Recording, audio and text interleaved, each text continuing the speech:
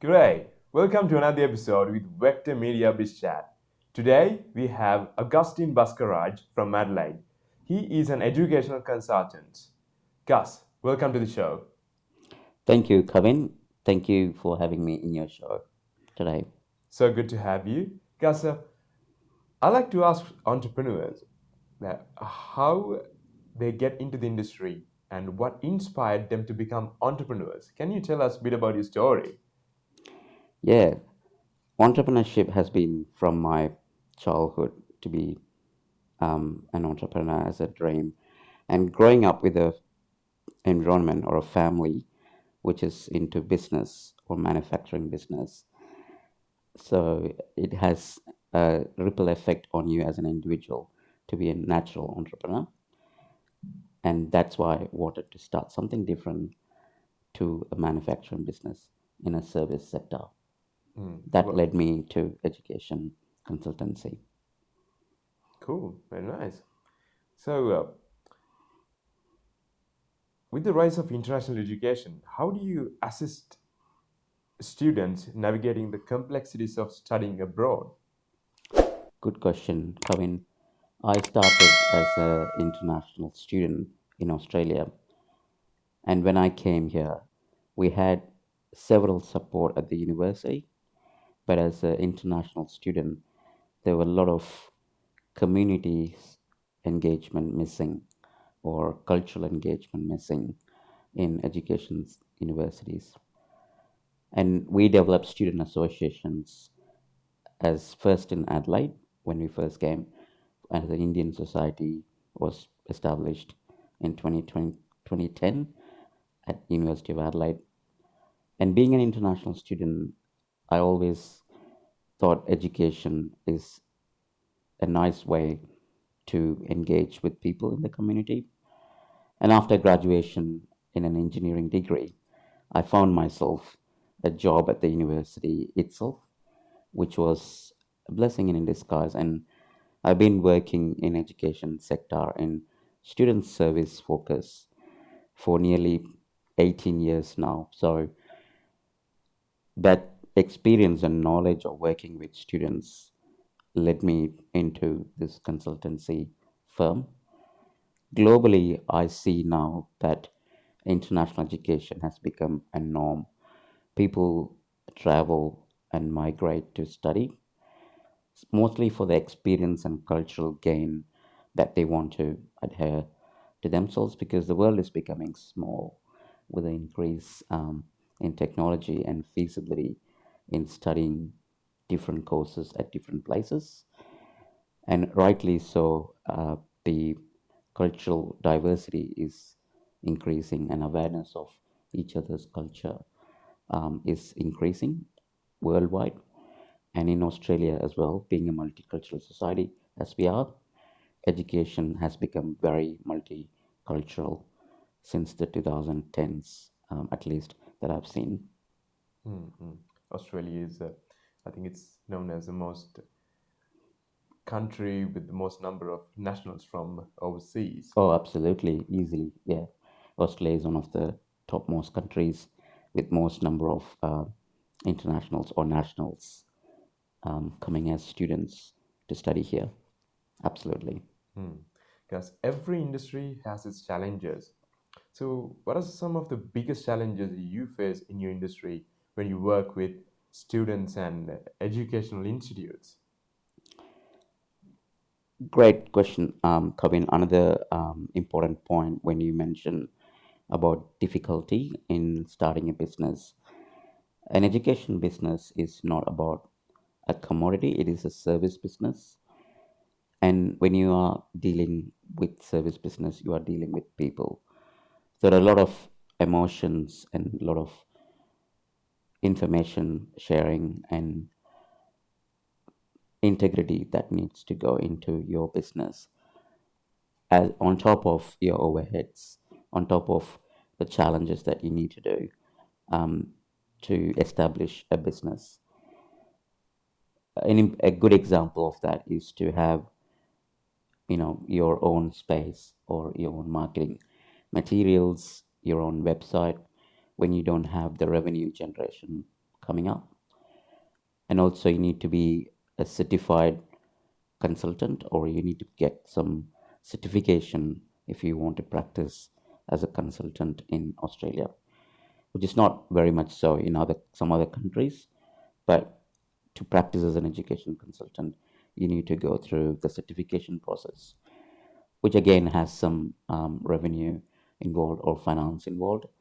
All these are upfront costs that a company has to bear before even we are starting to generate fund. And to me, that was the biggest challenge in putting something as a revenue aside for the business before even generating income. Mm-mm. So, so what type of services that you offer for the students, and how these services benefit them in academic and in the career goals? Yeah, you have asked a question which has a slight answer in itself. Yeah. What I mean by that, Kevin, education consultancy is a package. You don't come to a education consultant, right, to get some advice on what courses you want to study. Things are available on website, and the universities have teams who can provide information on admission. So the role of education consultant is to guide the students who are aspiring to have different career paths or wanting to choose a career path through the education. It's not about just providing an admission to a student. It's about discussing with them on their interest and guiding them to the current market requirement, because there is always a demand and supply thing, and we are dealing with people, so we need to be very clear with the students' intention, what they wanted to do, because we don't want to recommend something that a student don't want to do. And that's where we come into place, where we provide what's in the market, what's there, and what do you get out of that as a career goal or career pathway, and then provide these are the programs that are offered and where they are offered. So it's a complete package. It's also kind of working backwards in your advocacy or advice to students, where you try to engage with people who are coming to you and asking themselves where you want to see themselves like 5 years in the line, 10 years down the line. It may sound like a cliche, but that's the reality in this business, to get more information from a personnel before we can have a targeted advice. In terms of the services that we provide career guidance, pathways to tertiary educations at the university in Australia, assistance with English language um, requirements. So if a student is requiring to get certain band in their IELTS or PTE or TOEFL, PTE is professional test for English, where the requirements of the universities are set. And if a student is not able to meet that, we provide language courses, English language courses for those students. And after admission and completion of their degree, we also assist students with post-study visa options to the students.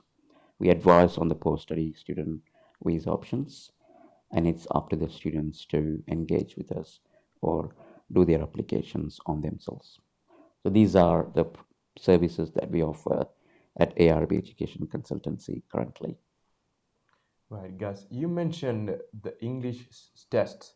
There are two, the most popular English tests are IELTS and PTE. Yeah. So how can, if if someone wants to take the test, how can they select, this is what I want to do, this will benefit me, and if this is going to be easy, how can they choose the test? I just want to clarify that the couple of tests I mentioned, which is IELTS and the PTE, Hmm. are not something optional or a preferred test. These are the requirements that the education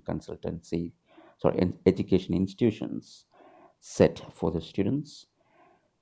By what I mean is universities across the country in Australia have an act, ESOS Act, which is Education for Students Overseas Support. So, according to the ESOS Act, they have an obligation to provide what are the requirements and what are the curriculum for the students coming from overseas. And as part of their requirement, they need to address to these international students who are going to come to their universities what language requirements are required. And the universities have set IELTS and PTE as their preferred English testing system. And that's why the students are required to do that. And it is not a preference of a student to do that. All right. So it's already set. Yeah. Yeah, good to know. So in between these two tests, IELTS and PTE, is there any difference? This one's easy, this one's hard. I get what you mean. Like, Yes. we get asked this question quite frequently by students, and I myself have taken IELTS test, but I haven't taken the other one, just PTE. Professional testing for English is something a newer one, whereas IELTS have been there for last at least 30 years that I can tell. Both are similar in my opinion, but I hear from students that PTE is more easier because when IELTS tests are taken by students, there are two streams. One is academic and general, and Australian universities want academic stream of IELTS, which is a wee bit harder than the PTE. So the preference is to do PTE for the students. I have done both these tests. Yeah. And I got the same score. It's equal for me. I can't say this is easy, this is hard. Yeah. That's how I find it. So, Gus, when it comes to the educational industry, and the world is changing really fast, and you have more online presence now, how can the online presence help your business? And what are the tools that you use in order to find more students or that would benefit your business? Yeah, technology is advancing, and with increased learning tools, we have Zoom, Teams, and other means like WhatsApp, which are applications that we use to connect to students abroad or overseas who are aspiring to coming to Australia. I'll take your question in two parts. Firstly, you asked about online study, and secondly, the technology that we use in supporting students abroad. I would like to mention about online study a little bit because online study is a growing thing in education sector, particularly after 2020 when we all experienced COVID, where hybrid education is becoming more relevant to professionals who want to upskill and want to study a different program. However, for international students, there are laws in Australia where they have to do their study onshore or in Australia. So, in terms of international education in Australia, it is very much in person type of education still, and it will continue so at least in the near future that I can tell. So, online study is something that is not relevant to international education in Australia currently. Now, moving on to the technology, the world is becoming so close to one another, except for the time zone, and we actually are using Teams, Zoom, like I said, WhatsApp to communicate quicker and faster. And also, we use the old school emails to send a lot of information and attachment. We also use online shared drives, like cloud based shared drives, where we give templates to students on a specific documentation that they need to prepare for coming on to uh, or admission into Australian universities, which they can complete and provide that through cloud-based sharing options. And for discussions with parents, we use Teams and Zoom a lot to have video chats for aspiring families to send their kids to Australia. That's great. That's brilliant. So, Gus, I want to ask you, can you share a success story from one of your students that you work with and how your guidance made a difference in their journey? Yeah, absolutely. So I have a student who came from a state of Tamil Nadu where I originate from, and he had no idea on what to study and had enrolled in a master's degree in New South Wales, and they didn't like the course, and after then they wanted to proceed in a different field of study, which was possible. So I guided that student to study a pathway program to masters in business administration, and he was so happy with the transition to a new university and to a new place, to South Australia. And he is now studying what he wanted to study, and probably will head in the right direction as a career pathway. So it is important to know what the students are wanting to study as an education consultant, and that's one of the success stories that we've reached recently for one of our students. Mm, mm. So, with that, can you explain for the students who are watching how can they best prepare for the education? When do they need to consult an education consultant? What's the process there? Yeah.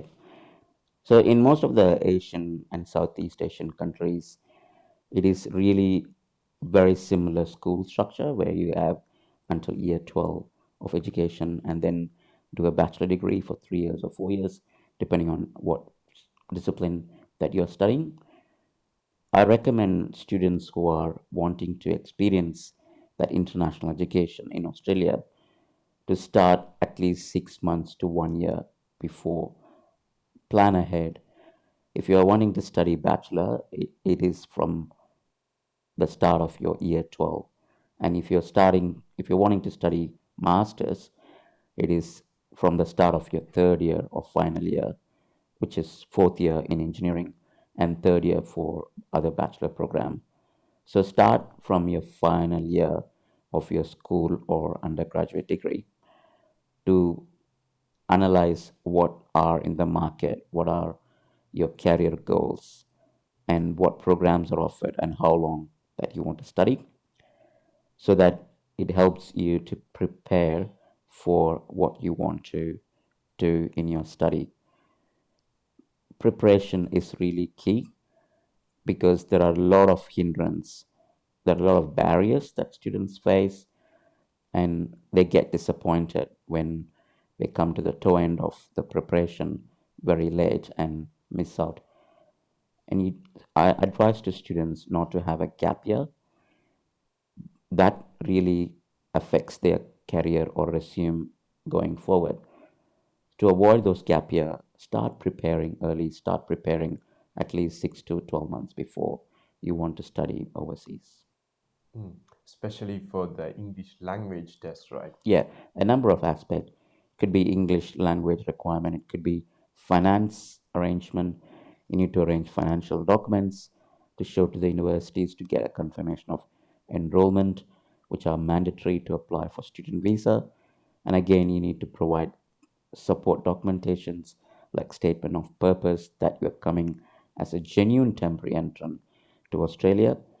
You might have seen in news that Australian student visas are being rejected on a large volume in the recent months.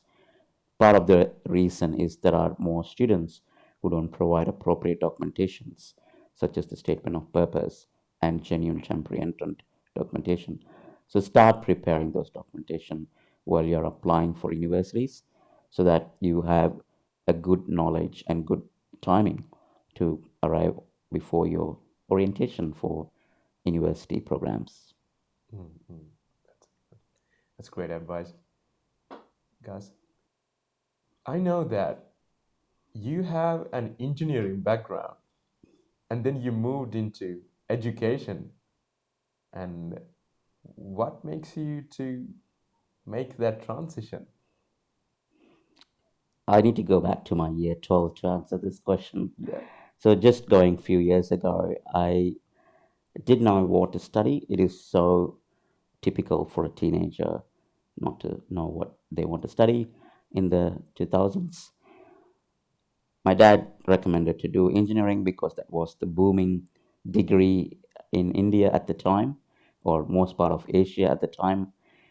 So I did engineering, and because our family business was to do with pyrotechnology, I did chemical engineering as a bachelor and masters, if you know. Um, so masters in chemical engineering was my original degree in Adelaide, but my initial passion was on psychology, which I didn't realize until I was in my third year in my bachelor degree. And after I finished masters and tried working as engineer, graduate engineer, I worked for 6 months. I wasn't given a promotion, so I quit. By the time I got a casual job at the university as a student service officer, which was more close to my heart because there was a one-on-one um, engagement with students, and I felt more connected with my job, which is closer to my passion as a psychologist. And then I thought psychology is to do with medicine and to know about anatomy, which is not my strength. Then my experience broadened, knowing about the social sciences, about education, and I'm doing second master's in Master of Social Work at the moment. Currently a provisional social worker. So coming from a system point of view, it is really important to understand how your clients or how your cohort of students that you're supporting are affected or impacted due to the policies and changes that happen. And being a social worker currently gives me that knowledge as well. So the transition has been really smooth and was driven by my work experience in student service sector at university level. Someone who's really passionate about business, I mean, about education. I want to ask you this. What about scholarships? Are these scholarships available for someone who's good in the academics and who thinks that who can do, yes, who can do Yeah. good with that? Yeah, that's a very popular question that we get asked by students, and I can say any education institution get asked that question as well. Yes, so students are eligible for scholarships depending on their merit score in their bachelor or year 12. We have scholarship for students through the pathway study program, and that will be 15 to 30% depending on the merit scores that they have in their previous study program, whether it is undergraduate or whether it is a year 12 program. And it depends on the university that they are applying and depends on the program that they are wanting to study as well. And the scholarship varies, depends on the institution as well. Mm.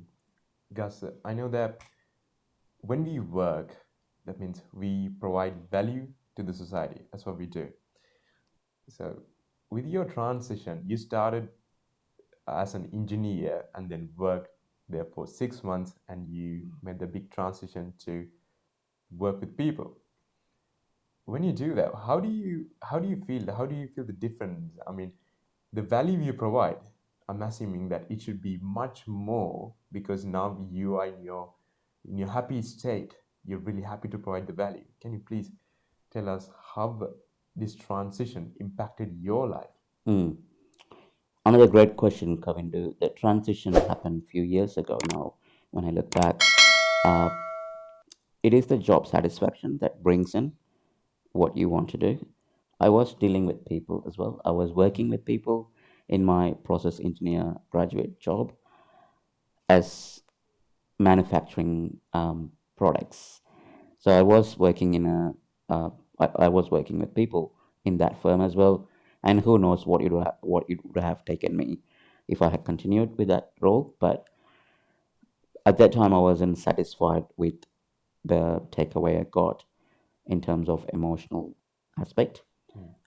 Just sticking with a manufacturing firm.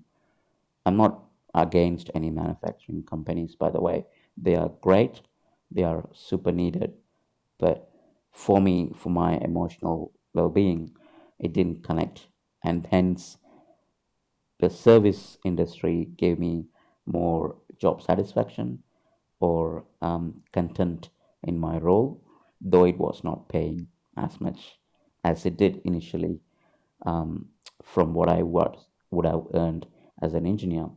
So obviously there was a big weight to take into consideration against finance or money versus job satisfaction. And at that time, I chose job satisfaction or content, which led to this transition. And again, it may be different for another person. Another person's situation may be different, so they may have chosen a different path. So it depends on individual circumstances as well, very much.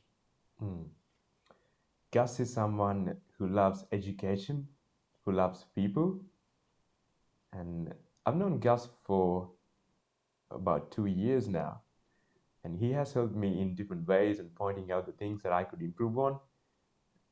That's really good to hear someone from who's really passionate about education. Because for someone who's watching, the parents, the students, how can they reach you? How can they, what platforms are you on? Thank you, Kevin. We have a website. We can share it to you later, and we have access to parents and students to reach out to through the website or the email.